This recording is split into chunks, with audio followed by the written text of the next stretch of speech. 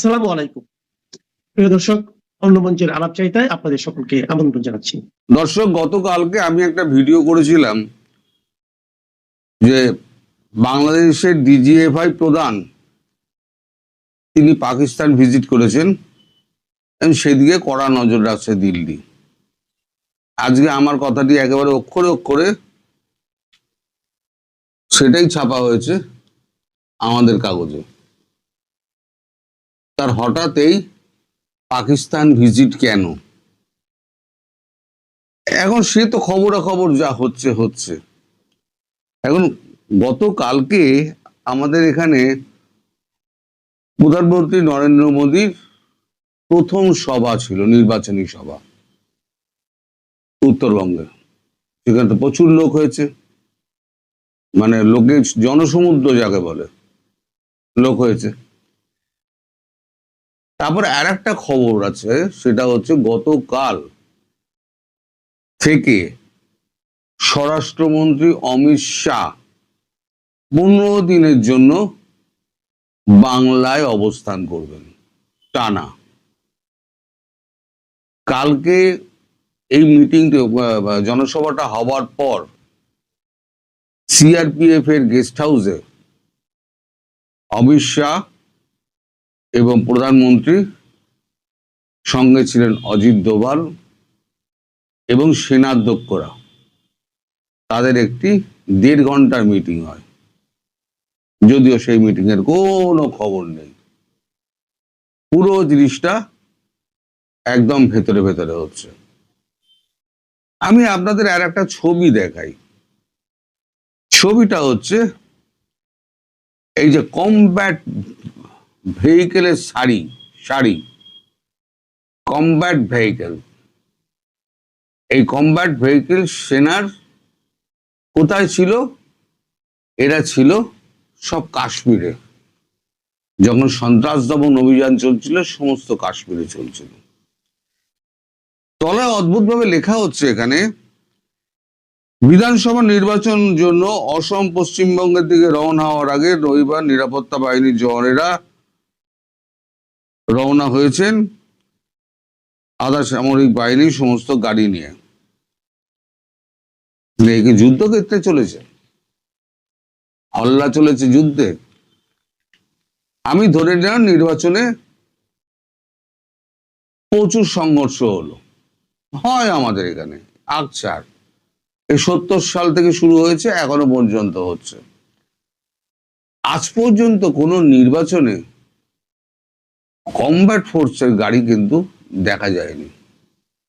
এটা বিশেষ করে সন্ত্রাস দমনের জন্য এই গাড়িগুলো ব্যবহার করা। এগুলো একেবারে পূর্ণাঙ্গ সুরক্ষিত, তলায় মাইন মারলেও কিছু হবে না, আপনি যে গুলি চালালেও কিছু হবে না, বোম ফেললেও কিছু হবে না, ছোটখাটো মিসাইল ফেললেও কিছু হবে না।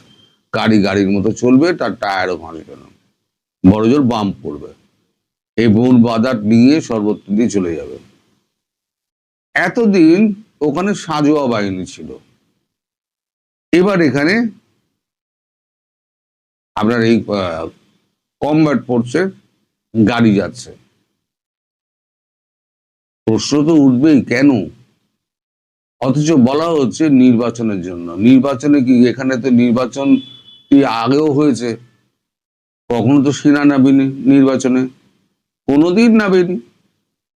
92 সালে যখন রাম মন্দির যখন ভাঙা হয়েছিল, সেই সময় আমাদের এখানে সেনা নেমেছিল কলকাতা শহরে। কলকাতা কেন, ভারতবর্ষের বিভিন্ন শহরে সেনা নামানো হয়েছিল, এত দাঙ্গা হয়েছিল। কিন্তু এই কমব্যাট ফোর্স এর গাড়ি এই যে নর্থ বেঙ্গল যাচ্ছে আর আসাম যাচ্ছে দেখে আমার, আর ওই আপনার পাকিস্তানের ওই হুমকি, প্রথমে বলল যে আমরা দিল্লি আর মুম্বাইতে ফেলবো, যেটা তো অনেক দূর হয়ে যাবে, ফেলা যাবে না। তাও বললো কলকাতায় ফেলবো। এ বললো তাদের স্বরাষ্ট্রমন্ত্রী। তো স্বরাষ্ট্রমন্ত্রী বলার পর আমি দেখলাম যে দূরত্ব কতটা। আপনি যদি এয়ার ডিস্টেন্স ধরেন, করাচি থেকে কলকাতার দূরত্ব হচ্ছে 1700 কিলোমিটার, আর লাহোর থেকে দূরত্ব হচ্ছে প্রায় 2200 কিলোমিটার। যারা সীমান্ত পার হতে পারে না প্লেন নিয়ে, সে আধা ভারতবর্ষ ঢুকবে কি করে? তাহলে আর একটা দিক কোথায় আছে? তাহলে যেহেতু আমাদের পাকিস্তানের সেনাপ্রধান, ডিজিএফআই প্রধান, তিনি যেহেতু গেছিলেন, সুতরাং আন্দাজ করা হতে পারে তাহলে কি পূর্ব দিক দিয়ে আক্রমণটা করবে। তার মানে 80-100 কিলোমিটারের রেঞ্জের মধ্যে পড়ে গেল, তাহলে আমি 2200 কিলোমিটার তো আমার টপকাতে হলো না, 1700 কিলোমিটার আমার টপকাতে হলো না, যুদ্ধটা সহজ হয়ে গেল। আর অস্ত্র শস্ত্র যে যা পাঠানোর, সেতে ইউনুস আমলে আগেই জাহাজে করে পাঠিয়ে দেওয়া হয়েছে। তারপর আরো কি কি এসছে না এসছে আমরা তো তার খবর রাখি না। এটা আমার আন্দাজ, আমি বলছি না, আমি কোন রকম মানে আগাম আপনাদের কোনো বার্তা দিচ্ছে আমি বলছি না, আমি শুধু ঘটনাগুলোকে মেলাচ্ছি। নির্বাচন কি সন্ত্রাসবাদীদের সঙ্গে ভারতের নির্বাচন হচ্ছে, যে সেখানে কমব্যাট ফোর্সের গাড়ি লাগাতে হবে? এমনি সেনা নামলেই হাওয়া হয়ে যাবে, দেখলে সেনার কাপড় দেখলে প্যান্ট ভিজে হয়ে যাবে, কারণ তাদের যা চেহারা। সেখানে কমব্যাট ফোর্সের গাড়ি কেন? তাহলে কি বন বাঁধা ডিঙিয়ে কোথাও যেতে হবে? আর যাচ্ছে কোথায়? যাচ্ছে উত্তরবঙ্গ এবং আসাম। তাহলে কি ইনভেডের পরিকল্পনা আছে, যেটা অনেক দিন আগে হয়েছিল? কারণ প্ল্যান এ 27 মার্চ 2024 ট্রাম্পের জন্য ফেল করেছে। দ্বিতীয় প্ল্যান কি ছিল? তারেক রহমানকে গদিতে বসিয়ে তাকে দিয়ে শেখ হাসিনাকে ফেরানো, আওয়ামী লীগকে নির্বাচনে অংশ নেওয়ার এটা ছিল, সেটা ফেল করলো। তাহলে থার্ড অপশন যেটা পুরো রইল এবং একমাত্র অপশন, সেটা হচ্ছে অ্যাকশনে যাও। এখন আমেরিকা ব্যস্ত, ইসরায়েল ব্যস্ত, ইরান ব্যস্ত, পাকিস্তানের মাথা খারাপ হয়ে রয়েছে। সে তো ভাবছে যে আমায় হামলা করুক, তাহলে আমাকে সৌদি আরব আর $2.3 মিলিয়ন যেটা আমায় দিয়েছিল, বিলিয়ন ডলার, $2.3 বিলিয়ন যেটা আমায় দিয়েছিল, যেটা আমি বলেছি 17 তারিখে ফেরত দেবো, সেটা আমার ফেরত দিতে হবে না। আমি বলবো নিজেই আমি আক্রান্ত। প্রাণপণে চাইছে যে ভারত অ্যাটাক করুক। তাহলে ভারত অ্যাটাক করার জন্য কি দরকার? উস্কানি দরকার। উস্কানিটা কোথা থেকে আসবে? উস্কানিটা আসতে পারে, এটা আমার ধারণা, আসতে পারে বাংলাদেশের মাটি থেকে। আর বাংলাদেশের মাটি থেকে যদি, যে মাটি থেকে আসবে, আর পেছনে যদি পাকিস্তান থাকে, তাহলে পাকিস্তান মরবে। আমি বলেছিলাম না, সিঁদুর হবে আর ইঁদুর হবে। আর এখানে হবে, ওখানে হলে সিঁদুর, এখানে হলে ইঁদুর। যে কোনো একটা কিছু হয়তো হলেও হতে পারে। তবে ঘটনা প্রবাহ যেদিকে যাচ্ছে, আমি এখনই কোনো মন্তব্য করব না কোনোটাকে, কিন্তু আমার মানে এই ধরে নেবেন না যে আমি একেবারে সমস্ত জেনে বুঝে একেবারে অভিজ্ঞ হয়ে আপনাকে বলছি, খোঁজ খবর নিয়ে বলছি। কাগজে যা বেরিয়েছে, ছবি যা দেখা যাচ্ছে, তাতে তার উপর নির্ভর করে আমি আপনাদেরকে বললাম। এই ছবি আর এই হচ্ছে খবর, আমি যে গতকালকে বলেছিলাম। তাহলে এই ছবি আর খবর আপনাদের কি বলে দেয়? এটা কি সাধারণ কোনো ব্যাপার? কাশ্মীরে আপনারা দেখেছেন এই উগ্রপন্থীদের ব্যবহার করা হতো কাশ্মীরে। এখানে উগ্রপন্থী নেই, এখানে আছে ভোটে ঝামেলা করার জন্য লোক আছে। তাহলে পরে কমব্যাট ফোর্সের গাড়ি যাবে কেন? সেখানে কি মাইন পাতা আছে? সেখানে AK-47 চালাবে, সেখানে মিসাইল চালাবে? তা তো নয়। এই প্রশ্নগুলো আমার মনে উঁকি ঝুঁকি মারছে, আমি আপনাদের সঙ্গে শেয়ার করলাম। এখন দেখা যাক ভবিষ্যতে কি হয়। তবে অমিত শাহর এখানে বসে থাকা 15 দিন এবং প্রধানমন্ত্রীর সঙ্গে 3 সেনানায়কের এবং স্বরাষ্ট্রমন্ত্রী অজিত দোভালের সঙ্গে বৈঠক, এটা খুব গুরুত্বপূর্ণ বিষয়, যেটা কাগজে এক লাইনও ছাপা হয়নি। সবাই ভালো থাকবেন। বুঝতে বাকি থাকে না যে শিরিন শারমিন চৌধুরী কোনো একটা বিশেষ গোষ্ঠীর দ্বারা নিয়ন্ত্রিত হচ্ছেন এবং তিনি এমন একটা হেফাজতে আছেন যেখান থেকে তিনি পদত্যাগপত্র পাঠিয়ে দিয়েছেন, সেটা চাউর করে দেওয়া যেমন সম্ভব, তেমনি তাকে এক রকমের জোর করে ভয় দেখিয়ে পদত্যাগপত্র স্বাক্ষর করে পাঠিয়ে দেওয়াও সম্ভব। বাংলাদেশের সাবেক স্পিকার, আওয়ামী লীগ আমলের সাবেক স্পিকার শিরিন শারমিন চৌধুরীকে গ্রেফতার করা হয়েছে। গোয়েন্দা পুলিশ, ডিবি তারা শিরিন শারমিন চৌধুরীকে গ্রেফতার করবার পর সংবাদ মাধ্যমকে জানিয়েছেন যে তাকে নাকি নিজ বাসা থেকেই তারা গ্রেফতার করেছে। মানে শিরিন শারমিন চৌধুরী সেই 2024-এর 5ই আগস্ট সংসদ ভবন এলাকার তার নিজ বাসা ত্যাগের পর থেকে ধানমন্ডিতে নিজের বাড়িতে 18 নম্বর রোডে থেকে গেলেন এবং সেটা বাংলাদেশের আইন শৃঙ্খলা রক্ষাকারী বাহিনী থেকে শুরু করে তাদের চেয়েও বেশি দক্ষ আর তৎপর হাসনাত সার্জিস বাহিনী কিংবা বৈষম্য বিরোধী ছাত্র আন্দোলনের কোনো নেতা, বাংলাদেশের কোনো বিপ্লবী ছাত্র জনতা জানতে পারল না এবং তিনি একেবারে নীরবে আরামে নিভৃতে কাটিয়ে দিলেন। আর হঠাৎ করে গোপন গোয়েন্দা তথ্যের ভিত্তিতে এখন সাবেক স্পিকার কিনা গ্রেফতার হয়ে গেলেন, যখন সংসদ ভবনে সংসদ অধিবেশন চলছে, নতুন স্পিকার, ডেপুটি স্পিকার দায়িত্ব নিয়ে ফেলেছেন এবং সংসদ অধিবেশন পরিচালনা করছেন নিয়মিত। এটা কি একটা বিশ্বাসযোগ্য গল্প হতে পারে? সে কারণেই শিরিন শারমিন চৌধুরী গ্রেফতার হওয়ার পর আসলে কেন তিনি এতদিন পর গ্রেফতার হলেন, মানে এই সময়ে গ্রেফতার হলেন, আর কোথায় বা তিনি এতদিন লুকিয়েছিলেন, এ দুটো প্রশ্নই সম্ভবত সবচেয়ে বড় প্রশ্ন হয়ে দেখা দিয়েছে। যথাযথ কর্তৃপক্ষের হেফাজত ছাড়া এবং যথাযথ কর্তৃপক্ষের আশ্রয় ছাড়া যে শিরিন শারমিন চৌধুরীর পক্ষে জেলের বাইরে কিংবা মবের আওতার বাইরে 2024-এর 5ই আগস্ট থেকে এখন পর্যন্ত থাকা সম্ভব হয়নি, সেটা বুঝতে কোনো অসুবিধা হয় না।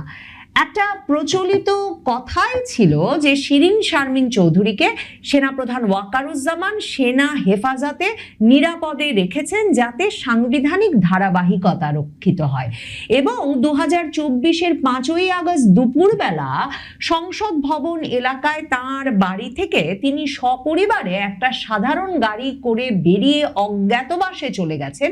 তিনি কোথায় এ বিষয়ে যত সংবাদ মাধ্যমে যত অনুসন্ধানী প্রতিবেদন ছাপা হয়েছে সেখানে এই বয়ানটি ছাপা হয়েছে।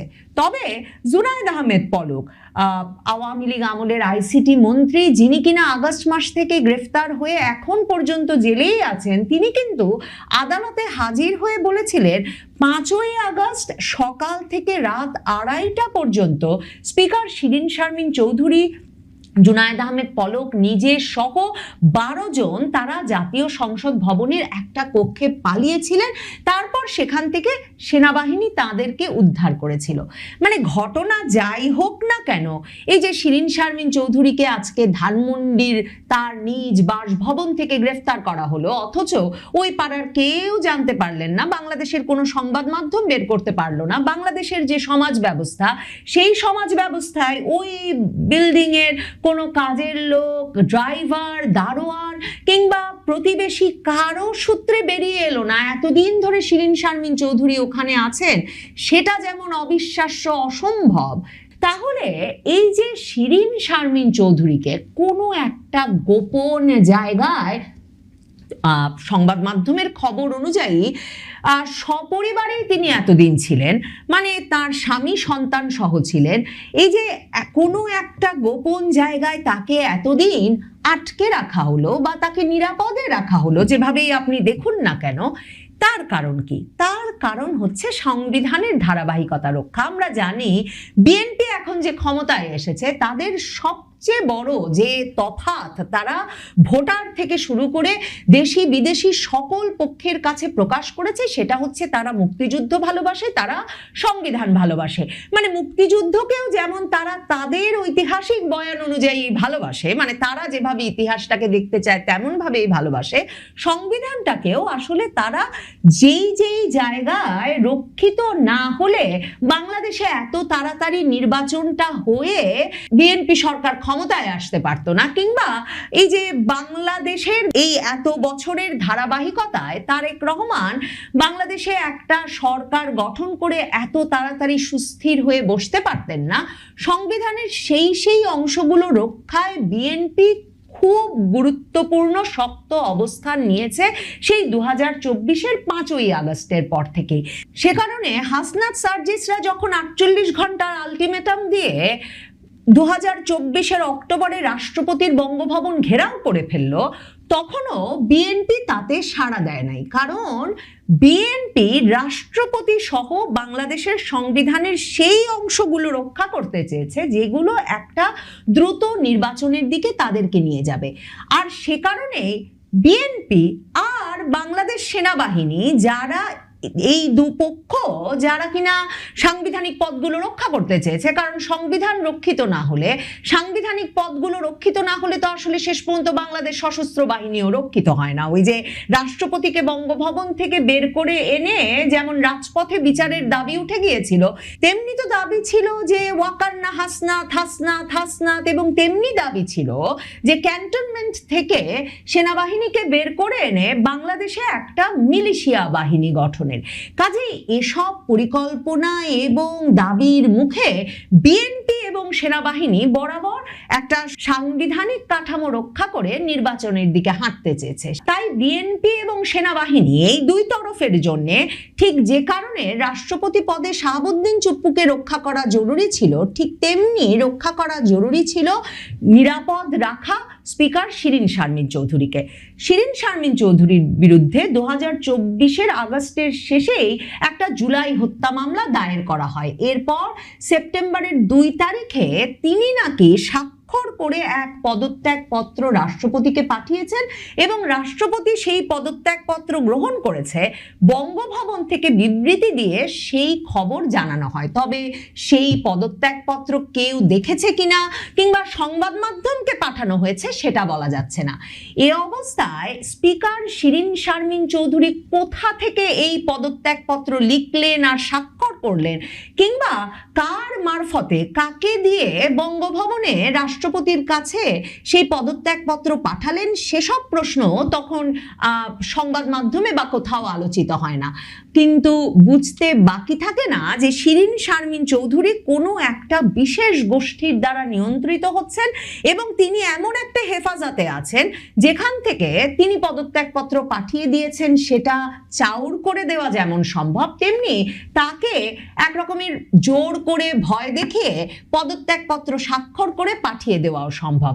বাংলাদেশের সংবিধানটা লিখিত এবং বাংলাদেশের সংবিধানের যে বিধান তাতে পরিষ্কারভাবে আছে যে স্পিকারের পদটি অত্যন্ত গুরুত্বপূর্ণ এবং স্পিকার পদত্যাগ করলেও পরবর্তী সংসদ বসার পর পরবর্তী স্পিকারের হাতে দায়িত্ব হস্তান্তরের আগ পর্যন্ত তিনিই দায়িত্বে আছেন বলে ধরে নিতে হবে।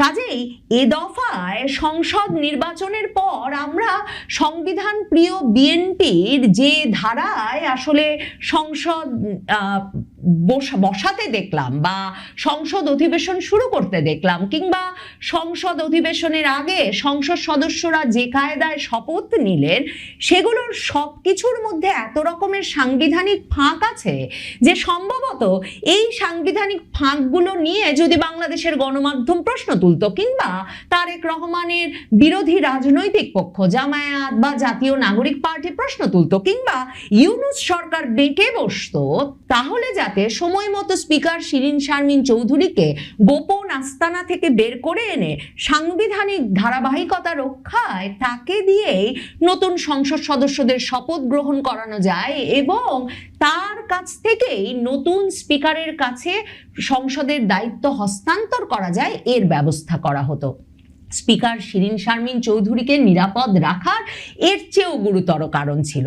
এর চেয়েও গুরুতর কারণটা হচ্ছে এই যে সংসদীয় ব্যবস্থায় বাংলাদেশের সংবিধান অনুযায়ী স্পিকারের পদটা রাষ্ট্রের তৃতীয় সর্বোচ্চ পদ এবং রাষ্ট্রপতির যদি 2024-এর আগস্ট থেকে যে পরিস্থিতি, তাতে যদি রাষ্ট্রপতির পদ কোনো কারণে শূন্য হতো, হাসনাত সার্জিসদের আন্দোলনের মুখে যদি তাকে নেমে যেতে হতো বা তাকে যদি টেনে বের করা হতো বঙ্গভবন থেকে, কিংবা কোনো কারণে তার যদি মৃত্যু হতো, তাহলে সাংবিধানিক শূন্যতা রক্ষায় তাৎক্ষণিকভাবে বাংলাদেশে সে সময় স্পিকার শিরীন শারমিন চৌধুরীকে, বা যিনি স্পিকার থাকতেন, তাকে দায়িত্ব গ্রহণ করতে হতো। বাংলাদেশের অবস্থাটা ভাবেন, এই যে যারা সংবিধান রক্ষা করতে চেয়েছে 2024-এর 5ই আগস্টের পর থেকে ডক্টর মোহাম্মদ ইউনূস যে অন্তর্বর্তীকালীন সরকারের প্রধান উপদেষ্টা হয়েছেন এবং প্রধানমন্ত্রীর পদমর্যাদা ভোগ করেছেন, তার উপদেষ্টা পরিষদের সব ব্যক্তিবর্গ যে মন্ত্রী পদমর্যাদা ভোগ করেছেন, তারা কিন্তু আসলে রাষ্ট্রপতির উপদেষ্টা হিসেবে নিয়োজিত হয়েছেন। মানে এই উপদেষ্টা পদগুলো বাংলাদেশের সংবিধানের কোথাও নাই। তাহলে রাষ্ট্রপতির কিছু হয়ে গেলে স্পিকার শিরীন শারমিন চৌধুরী ছিলেন একমাত্র ব্যক্তি যিনি বাংলাদেশ রাষ্ট্রটির এই যে 5 দশকের বেশি সময়ের যে যাত্রা, তার ধারাবাহিকতা রক্ষা করতে পারতেন। কিন্তু নির্বাচনের পরে কি হলো? নির্বাচনের পরে সংসদ সদস্যরা শপথ নিলেন প্রধান নির্বাচন কমিশনারের কাছ থেকে। আসিফ নজরুল সংবাদ মাধ্যমের সামনে এসে বললেন সেটাই তারা সিদ্ধান্ত নিয়েছেন। তারপর প্রধান নির্বাচন কমিশনারের কাছে শপথ নিয়ে যে সংসদ বসলো, সেখানে কিনা প্রধানমন্ত্রী তারেক রহমান সংসদের সংখ্যাগরিষ্ঠ দলের নেতা দাঁড়িয়ে বললেন যে সংসদের সিনিয়র একজন নেতা হিসেবে খন্দকার মোশাররফ হোসেন তিনি প্রথম অধিবেশনের প্রথম সভাটির সভাপতিত্ব করবেন। তো তখন গিয়ে খন্দকার মোশাররফ হোসেন বসলেন স্পিকারের আসনে এবং তারপর বিএনপি নেতা এই খন্দকার মোশাররফ হোসেন স্পিকার নির্বাচনের প্রক্রিয়াটি সমাধা করলেন সংসদ অধিবেশন কক্ষে এবং তারপর মেজর হাফিজ আর কায়সার কামাল স্পিকার এবং ডেপুটি স্পিকার নির্বাচিত হয়ে গেলেন। মানে এরকম ধারায় যে আসলে সংসদ অধিবেশন বসানো যাবে কিনা, শেষ পর্যন্ত সকল পক্ষ মেনে নেবেন কিনা, নাকি বাংলাদেশের বিবেক যে সংবিধান বিশেষজ্ঞরা এত বছর ধরে পত্রিকার পাতা মিডিয়া কাঁপিয়ে এসেছেন, তারা মুখ খুলবেন এবং বলবেন সাংবিধানিক ধারাবাহিকতা রক্ষা হচ্ছে না, কোথায় আছেন স্পিকার শিরীন শারমিন চৌধুরী, কিংবা না হলে ডেপুটি স্পিকার শামসুল হক টুকু, যাকে গ্রেফতার করে রাখা হয়েছে 2024 থেকে, তিনি তো এখনো অভিযুক্ত মাত্র, তার বিরুদ্ধে তো এখনো অভিযোগ প্রমাণিত হয়নি, তাকেই বা কেন জেল থেকে বের করে এনে সাংবিধানিক ধারাবাহিকতা রক্ষায়, সংবিধানের প্রকৃত বিধি অনুসরণে নতুন সংসদ সদস্যদের শপথ গ্রহণ অনুষ্ঠানটি পরিচালনার দায়িত্ব দেওয়া হচ্ছে না? এই কথাগুলো যদি জোর আলাপ হয়ে উঠত, তাহলে স্পিকার শিরীন শারমিন চৌধুরীকে প্রয়োজন হতো হয়তো। কিন্তু পরিস্থিতিটা এমন সাজিয়ে গুছিয়ে শেষ পর্যন্ত তারেক রহমান সেরে ফেলতে পেরেছেন যে প্রধানমন্ত্রী তারেক রহমানের এই মুহূর্তে এখন থেকে আর কোনো প্রয়োজন নাই স্পিকার শিরীন শারমিন চৌধুরীকে। স্পিকার শিরীন শারমিন চৌধুরীর এই গ্রেফতার মনে করিয়ে দিল সম্ভবত আরো অনেক চমক দেখা বাকি সামনের দিনগুলোতে।